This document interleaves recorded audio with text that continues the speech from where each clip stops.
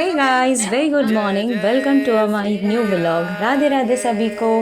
आप सभी का हमारे चैनल पे बहुत बहुत स्वागत है।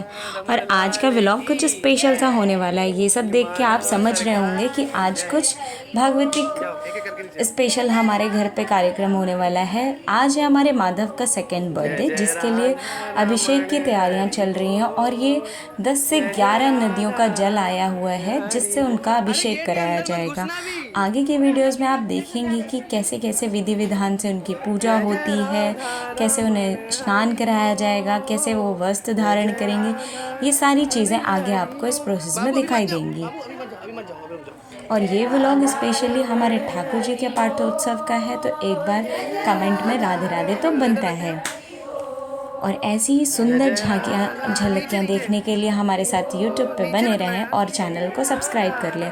और यहाँ पे हमारी जो मम्मियाँ हैं, मम्मियाँ, बुआ, मौसी, नानी, बहुत सारे गेस्ट आए हुए थे घर में, जो एक एक करके सारी नदियों का जल नीचे रखते हैं और अभिषेक शुरू करते हैं।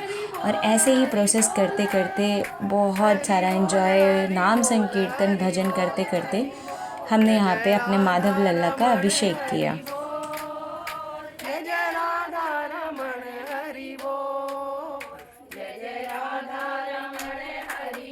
जैसा कि आप देख सकते हैं, श्री यमुना महारानी का जल, मानसी गंगा का जल, कावेरी, गंगा, संगम, नर्मदा, तापी, ब्रह्मपुत्र, अमृतसर, शिप्रा, ऐसी बहुत सारी नदियों का जल आया था, जिससे हमारे प्रिय माधव ठाकुर राजाभिषेक किया गया। और इसके बीच में नाम संकीर्तन तो रुक ही नहीं रहा था। सब इतना ज़्यादा खुश हो रहे थे। फिर पूजन की थाल रेडी की गई, पूजन की सारी चीज़ें एक जगह रख करके फिर अभिषेक के लिए हमने सारी तैयारियां करी। एंड देन फिर हमारे चाचा और चाची ने हमारे माधव का अभिषेक किया। फिर अभिषेक के तत्पश्चात ढेर सारी नदियों का जल था, तो 1 बाय 1 करके जितने भी गेस्ट आए थे, सब ने बारी बारी से हमारे माधव जी का अभिषेक किया। ये हमारे कृष्णा भैया, जिन्होंने माधव का अभिषेक किया। फिर मैया ने अभिषेक किया।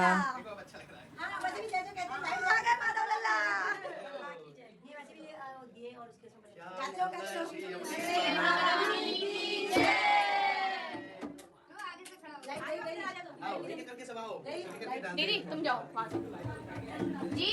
और यहाँ पे जिस भी गंगा का जल था, हम उन गंगा महारानी का या नर्मदा महारानी का जयकारा बोलते थे। और ये हमारी प्यारी मैया, इनका नाम मैंने पर्सनली यशोदा मैया से अपने फ़ोन में या हर जगह सेव करके रखा हुआ है। और ये बाय नेचर भी यशोदा मैया जैसी हैं, बहुत काइंड है, इतनी हम्बल है। कभी कभी इनसे बात करके ऐसा लगता है कि बहुत ज़्यादा इमोशनल हो जाएंगे इनकी बातें सुन करके। बहुत सपोर्टिव है, बहुत समझती हैं चीज़ों को। एंड देन अगेन यहाँ पे हमारी बहुत सारी जो भी गेस्ट आए हुए थे, उन सब ने भी हमारे लल्ला का अभिषेक किया। तब तक हमारा पालकी वगैरह रेडी हो गया था। श्रृंगार करके हम माधव को पालकी के लिए लेके निकल जाते हैं। और बारिश तो रुकने का नाम ही नहीं ले रही थी। हमारे माधव का जब भी बर्थडे होता है, ये सेकंड बर्थडे, इससे लास्ट बर्थडे जो हुआ था उसमें भी बहुत बारिश हो रही थी। ऐसे करके हमने हमारे आसपास के 4 से 5 मंदिरों में दर्शन कराए और उनको प्रभात फेरी के रूप में पालकी यात्रा निकाली। बहुत सारे लोग हमसे ज्वाइन हो रहे थे, पूछ रहे थे क्या है, जिन्हें नहीं पता हरिम संकीर्तन क्या है, ये सारी चीज़ें कैसे फॉलोअप होती हैं। ऐसे करके बहुत सारे लोग इकट्ठे हो गए थे प्रभात फेरी में हमारे साथ। और सब ने सुबह पहाड़ी लुक किया हुआ था, क्योंकि कृष्णा भैया की जो फैमिली है वो रानीखेत से है, नैनीताल साइड से सारे लोग हैं, तो उन्होंने पहाड़ी लुक कर रखा था। और सब इतने प्यारे लग रहे थे। और सबका ड्रेस कोड भी सेम था, कलरिंग सब ने ट्यूनिंग की हुई थी, सब ने ग्रीन पहना। और ये कोई प्लानिंग नहीं थी, बट सबका सेम हो गया। मम्मी ने ग्रीन, चाची ने ग्रीन, मौसियों ने ग्रीन, बुआ ने ग्रीन, सब ने ग्रीन पहना हुआ था, जितने भी गेस्ट आए थे। यहाँ पे बहुत सारे भजनों पे हमने नृत्य किया और बहुत सारा आनंद लिया। प्रभात फेरी के साथ साथ ऐसी मॉर्निंग मेरे हिसाब से तो रोज़ होनी चाहिए। धाम में तो सबकी ऐसी मॉर्निंग रोज़ होती है, पर हमारे यहाँ पे ये होना बहुत रेयर होता है, जो कि लोगों के लिए बिल्कुल नया होता है। बट ये हमने सेकंड टाइम किया, तो हमारे लिए एक्सपीरियंस नेक्स्ट लेवल था। हमने बहुत इन्जॉय किया इसमें। और ये हम तीसरे मंदिर पहुँचे, तो यहाँ पे हमने राम जी के भजन गाए, जिस जिस मंदिर जा रहे थे हम उन भगवान जी के भजन गाते जा रहे थे और इतना एंजॉय कर रहे थे, हमें पता ही नहीं चला कब हमारी प्रभात फेरी ख़त्म हो गई। और ऐसी बारिश में भी हमें इतना आनंद आ रहा था, मंदिर में इतना सारा हरे नाम संकीर्तन कर रहे थे, बहुत सारा एंजॉय कर रहे थे।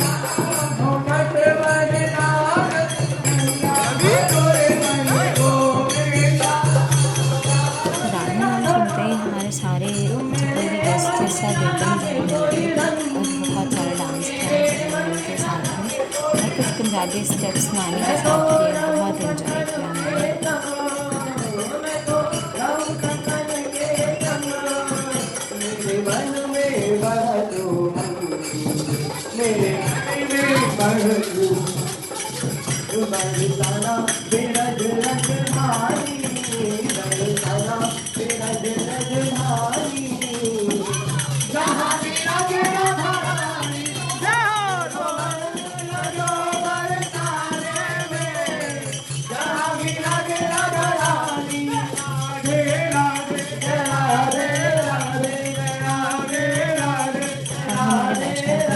दो ही लोग हैं जो ढोलक बजाते हैं, तो जब मैं एंजॉय करने के मूड में होती हूँ तो देवऋषि भैया ढोलक बजाते हैं, फिर तो मैं भूल जाती हूँ कि मैं कुछ और भी करने आई थी।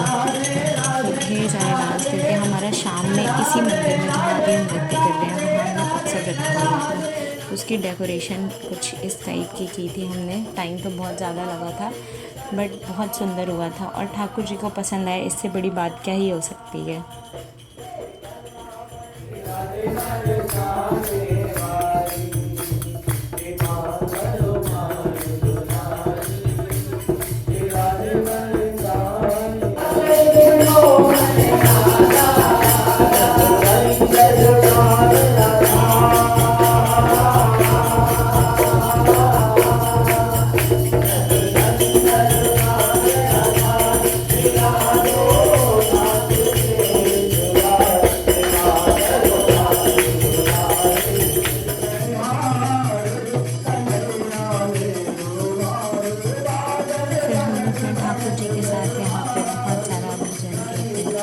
और सामने हमारी थीम थी साउथ इंडियन, जिसमें सब ने साउथ इंडियन आउटफिट्स पहने हुए थे और गजरा लगाया हुआ था, प्रॉपर साउथ इंडियन लुक किया हुआ था। क्योंकि हमारे जो ठाकुर जी का उत्सव था वो श्री संप्रदाय से था, रंगनाथ जी से रिलेटेड होता है। जिसे नहीं पता है उसे मैं आगे की वीडियोस में इसकी पूरी डिटेलिंग बता दूँगी। केले के पत्ते और बाकी सारी चीज़ों से हमने डेकोरेशन कर रखी थी। बहुत सारी चीज़ें ऐसी थी जो हमने बहुत बारीकी से की थी और टाइम हमारे पास बहुत कम था, क्योंकि सुबह में हमारे यहाँ की प्रभात फेरी थी और शाम में ही हमें ये उत्सव भी रखा था। इसके लिए हमने ऐसा साउथ इंडियन थीम रख करके डेकोरेशन करी और हमारी डेकोरेशन सारी ही रियल फ्लावर से कर रखी थी हमने।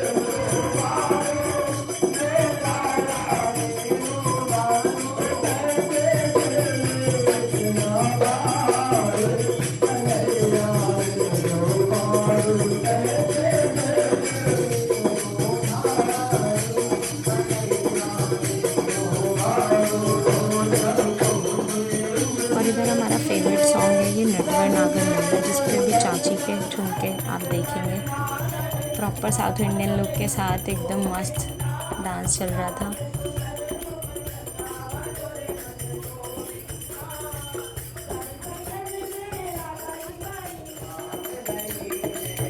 भजन के साथ साथ हमने भी बहुत सारा डांस किया, बहुत सारा एंजॉय किया। और ये रही मैं। और मैं जब ऐसे कीर्तन में जाती हूँ तो बिल्कुल भूल जाती हूँ कि मुझे व्लॉग भी लेना है। मैं फुल एंजॉय करती हूँ, पहले मज़े कर लूँगी, पहले ठाकुर जी की सेवा, उसके बाद ये सारी चीज़ें देखी जाएंगी।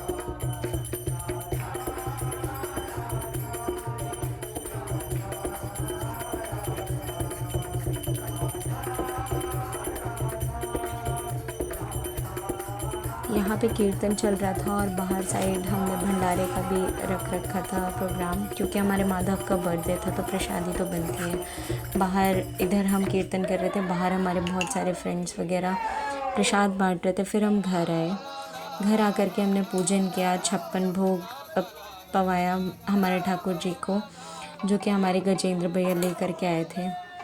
फिर हमारे ये मलूक से ठाकुर जी के दर्शन करो सब। घर आकर के तो इनके स्माइल नेक्स्ट लेवल थी। मुझे भी लग रहा था कि ये यहाँ ज़्यादा कंफर्टेबल फील कर रहे हैं, क्योंकि स्पेशली ये जो हॉल बनवाया गया है ये हमारा कीर्तन हॉल है। यहाँ पे हमारी कुछ लीलाएं होती हैं जिसके बारे में मैं आपको ब्रीफ बताऊंगी। हमारे लाला ने जन्म लियो तो शिव और पार्वती तक ये खबर पहुंची कि एक मलूक से लाला ने जन्म लियो यशोदा मैया के घर। तो श्री पार्वती मैया ने इच्छा जाहिर की शिव जी से कि मोए भी जानो है देखने, लाला को दर्शन करने जाना है। तो ऐसे तो जाना मुश्किल था क्योंकि शिव जी इतने डरावने लगते हैं। तो शिव जी और पार्वती जी ने ढांढिन का वेश धारण किया और हमारे ठाकुर जी के दर्शन के लिए गए। तो उसी लीला को हम यहाँ प्रदर्शित कर रहे हैं। हमारे 2 वैष्णव फ्रेंड्स हैं जो कि इसे प्रदर्शित कर रहे हैं और बहुत ही सुंदर लीला थी, सबने बहुत एंजॉय किया।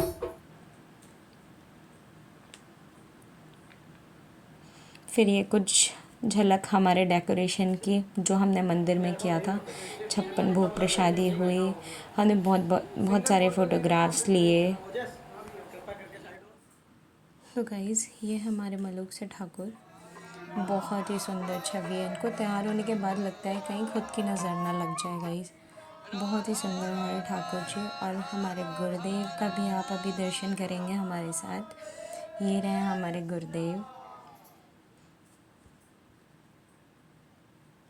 कुछ बहुत मुश्किल से फ़ोटोग्राफ्स ले पाई थी, वो मैंने यहाँ पे ऐड कर दी। और बहुत खुशी मिलती है जब बहुत टाइम से तैयारियाँ करके रखो और सारी चीज़ें एज़ इट इज़ सफल हो जाएं तो बहुत मज़ा आता है। और इतना थक गए थे हम इस फंक्शन के बाद। Bye bye, take care. आगे की वीडियोस ऐसे ही देखने के लिए आप बने रहिए हमारे साथ और चैनल को सब्सक्राइब करना बिल्कुल मत भूलिए। Like share and subscribe for more. Bye bye, thanks for watching. Radhe Radhe सभी को।